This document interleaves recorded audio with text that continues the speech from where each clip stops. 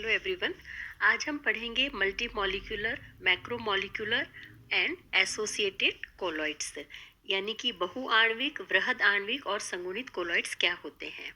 On the basis of nature of the particles, colloidal solutions are divided into three types: multimolecular colloids, macromolecular colloids and associated colloids. जैसे first है मल्टीमोलिकुलर colloids, यानी कि बहुआण्विक colloid. जैसे कि इनसे नाम से ही पता चल रहा है कि in such colloid solutions colloidal particles is a group of atoms और molecules whose size is below 1 nm. For example, in gold sol, the colloidal particles are the cluster of gold atoms of different sizes. Similarly, in sulfur sol, colloids are in the cluster of S8 molecules. Clear. Second is macromolecular colloids, यानी कि वृहद आणविक।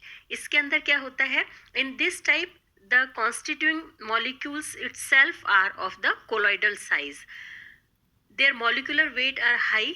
For example, natural large molecules of starch, protein and cellulose etcetera, and synthetic molecules जैसे polythene है, nylon है etcetera. यानी कि इसमें क्या होगा कि कोलाइडी विलयनों में कोलाइड कण स्वयं ही कोलाइडी साइज के अणु होते हैं और इनका जो अणुभार है वो बहुत हाई होता है। थर्ड है आपका एसोसिएटेड कोलॉइड्स, यानी कि संगुणित कोलॉइड। जैसे नाम से पता चल रहा है कि संगुणित कोलॉइड्स हैं, जैसे dilute solutions of some salts and substances behave like normal electrolytes, but at higher concentration they behave like colloidal solutions as their particles or molecules are associated. These associated particles are known as micelles, है ना। इसके अंदर क्या है कि कुछ पदार्थों के निम्न सांद्रता के विलयन सामान्य विद्युत अपघट्य की भांति व्यवहार करते हैं, लेकिन उच्च सांद्रण पर ये कोलाइडी विलयन की भांति व्यवहार करते हैं, क्योंकि इनके कणों का संगुणन हो जाता है, यानी कि क्या है, एसोसिएशन हो जाता है। तो इस तरह के जो सॉल्यूशन से उन्हें हम, वो जो कोलॉइड्स हैं उन्हें हम क्या करते हैं, एसोसिएटेड कोलॉइड्स कहते हैं। और ये जो संगुणित कण जो होते हैं उन्हें हम माइसेल्स कहते हैं। ठीक है, अब हम देखते हैं कोलाइडी विलयन या सॉल क्या होता है। कोलाइडल सॉल्यूशंस और सॉल, यानी सॉलिड्स इन लिक्विड, ठोस जो है द्रव के अंदर।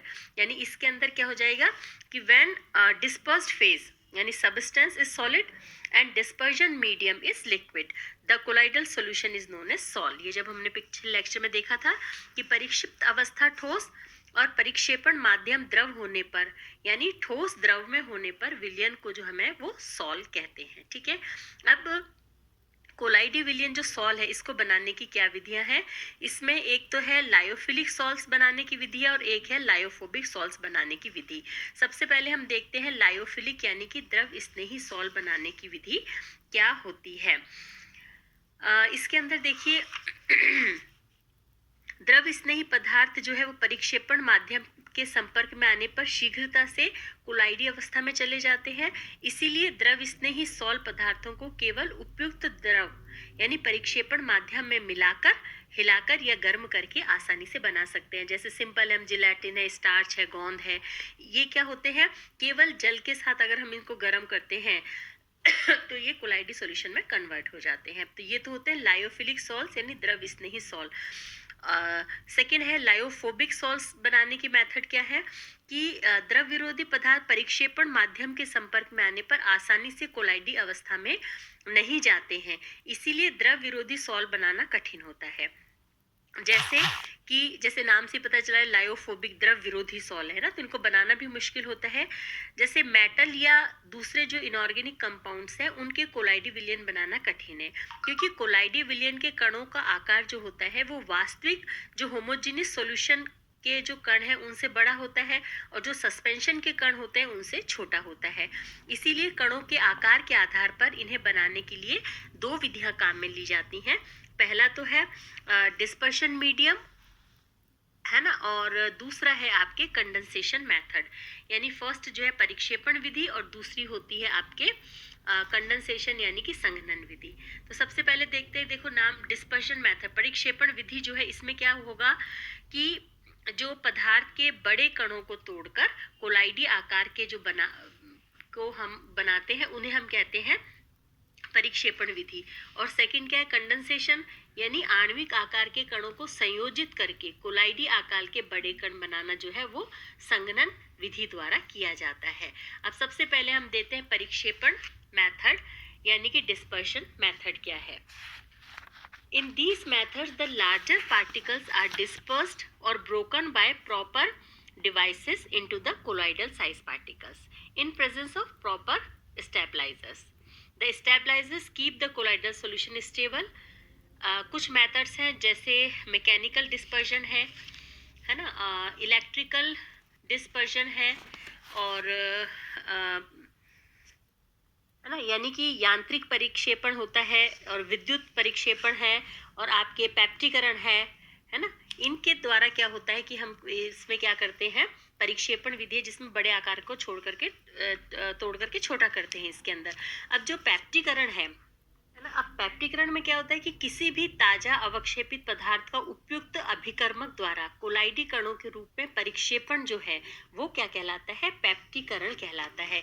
यानी conversion of a freshly precipitated substances into a colloidal solution by proper electrolytic substance or a reagent is known as पेप्टिडाइजेशन, यानी पैप्टिकरण जो है वो कहते हैं हम। उसके बाद में कंडेंसेशन मेथड है। कंडेंसेशन जो संघनन है वो कई तरीके से होता है। किस तरीके से, देखिए, by passing vapours of an element in the liquid, है ना, by excessive cooling, by exchange of the solvent, oxidation, reduction, hydrolysis, है ना, डबल डीकॉम्पोजिशन। तो इस तरह से इनका कई मेथड है जिससे कि हम कंडेंसेशन करते हैं यानी संघनन करते हैं, जिसमें कि आपके ये आ गया कि तत्व की यानी तत्व की वाष्प को द्रव में प्रवाहित करके, अत्यंत शीतलन से विलायक का परिवर्तन करके, ऑक्सीकरण करके, या अपचयन के द्वारा, या जल अपघटन से, या उभय अपघटन यानी डबल डिकॉम्पोजिशन से, इन सब से हम क्या करते हैं, संघनन विधि है ये सारी आपके। उसके बाद में हम देखते हैं कि प्योरिफिकेशन ऑफ कोलाइडल सॉल्यूशन। जो कोलाइडल सॉल्यूशन ये जो है, अब उसका हम शुद्धिकरण किस तरह से करते हैं। देखिए, कोलाइडी विलयनों में कुछ विद्युत अपघट्य पदार्थ तथा विलय की अशुद्धियां रहती हैं, ठीक है। इन अशुद्धियों की उपस्थिति में कोलाइडी विलयनों का अवक्षेपण हो जाता है, इसीलिए ये जरूरी है कि इन्हें अलग कर लिया जाए। इसके लिए कई सारे मेथड्स हैं, जैसे डायलिसिस है यानी अपोहन है, इलेक्ट्रोडायलिसिस है यानी विद्युत अपोहन है, और अल्ट्रा माइक्रो फिल्ट्रेशन है यानी अति सूक्ष्म फिल्ट्रेशन है। तो इसके अंदर सबसे पहले देखिए कि अपोहन मीन्स डायलिसिस मतलब क्या होता है कि जो ट्रू सॉल्यूशन है उसमें उपस्थित कण जो होते हैं वो फिल्टर पेपर और या चर्म पत्र या जानतर झिल्ली जिसे एनिमल मेम्ब्रेन कहते हैं, इससे छानने पर निकल जाते हैं। लेकिन कोलाइडी कण कुछ बड़े होने के कारण मेम्ब्रेन से जो है वो नहीं निकल पाते, इसीलिए किसी क्रिस्टलाभ झिल्ली या चर्मपत्र से विसरण द्वारा कोलाइड से पृथक करने के प्रक्रम को जो ग्राहम ने था वो अपोहन नाम दिया, डायलिसिस दिया। इनमें अशुद्ध कोलाइडी विलयन को एनिमल मेम्ब्रेन वाले थैले में भर देते हैं, ठीक है, और फिर जल से भरे पात्र में डुबो दिया जाता है। तो जितनी भी आयनिक अशुद्धियां होती हैं वो धीरे धीरे क्या करती हैं, जल में विस्तृत हो जाती हैं। तो इस तरह से डायलिसिस होता है। अब इलेक्ट्रोडायलिसिस क्या होगा कि इस क्रिया में अपोहन जो होगा, डायलिसिस होगा, वो विद्युत क्षेत्र के प्रभाव में करेंगे, ठीक है, केवल यही अंतर है। तो इसमें क्या है कि जल के पात्र में जो पारगम में झिल्ली वाले थैले के दोनों ओर दो इलेक्ट्रोड है ना, दो इलेक्ट्रोड लगा देते हैं और दोनों इलेक्ट्रोडों के बीच में जो है वो विभवांतरणी पोटेंशियल लगाते हैं। तो थैले में भरे जो कोलाइडी विलयन में उपस्थित आयन है वो क्या करेंगे, ऑपोजिट यानी विपरीत आवेशी इलेक्ट्रोडों की ओर तेजी से गमन करेंगे और इससे विसरण की गति बढ़ जाएगी, और ये जो है वो क्या कहलाएगा, विद्युत अपोहन कहलाता है। उसके बाद में थर्ड होता है अल्ट्रा माइक्रोफिल्ट्रेशन। क्या है कि कोलाइडी कण साधारणतः फिल्टर पत्र से निकल जाते हैं क्योंकि इनके छिद्र बड़े होते हैं, ठीक है। यदि फिल्टर पत्र को एसिटिक अम्ल में है ना, उसमें क्या करेंगे, कोलोडियन के विलयन से संसेचित कर दें तो छिद्रों का आकार बहुत छोटा हो जाता है, ठीक है। इस प्रकार के फिल्टर पत्र में से द्रव जो है वो परिक्षेपण माध्यम तथा वास्तविक विलयन के कण तो निकल जाते हैं, लेकिन जो कोलाइडी कण है वो नहीं निकल पाते, फिल्टर पत्र पर ही रह जाते हैं। तो इस तरह से क्या होगा कि द्रव परिक्षेपण माध्यम और वास्तविक विलयन के कणों को कोलाइडी द्रव से अलग कर लिया जाता है। और ये जो मेथड है ये क्या कहलाता है? अल्ट्रा माइक्रो फिल्ट्रेशन कहलाता है। तो इस तरह से हम क्या करते हैं कि कोलाइडी विलयनों का प्योरिफिकेशन करते हैं डायलिसिस से, इलेक्ट्रोडायलिसिस से या अल्ट्रा माइक्रो फिल्ट्रेशन के द्वारा। उसके बाद में हम देखते हैं कोलाइडी विलयनों के गुणधर्म यानी properties of colloidal solutions. Colloidal solution की जो प्रॉपर्टी है उनको आज हम बता देते हैं, फिर कल डिटेल में लेंगे। सबसे पहले कि इनकी जो है वो विषमांग प्रकृति होती है, यानी कि हेट्रोजीनस नेचर होती है। इनकी स्टेबिलिटी है ना, यानी स्थायित्व, संख्यात्मक गुण है। उसके बाद में इसके अंदर जो काइनेटिक प्रॉपर्टीज होती हैं वो लेंगे। उसके बाद में ऑप्टिकल प्रॉपर्टीज लेंगे जिसमें आपके टिंडल इफेक्ट आ जाएगा। और उसके बाद में इलेक्ट्रिकल प्रॉपर्टीज हैं, इलेक्ट्रोस्मोसिस है। ये सारी जो इनकी प्रॉपर्टीज हैं इनको हम कल डिटेल में पढ़ेंगे। Okay, thank you.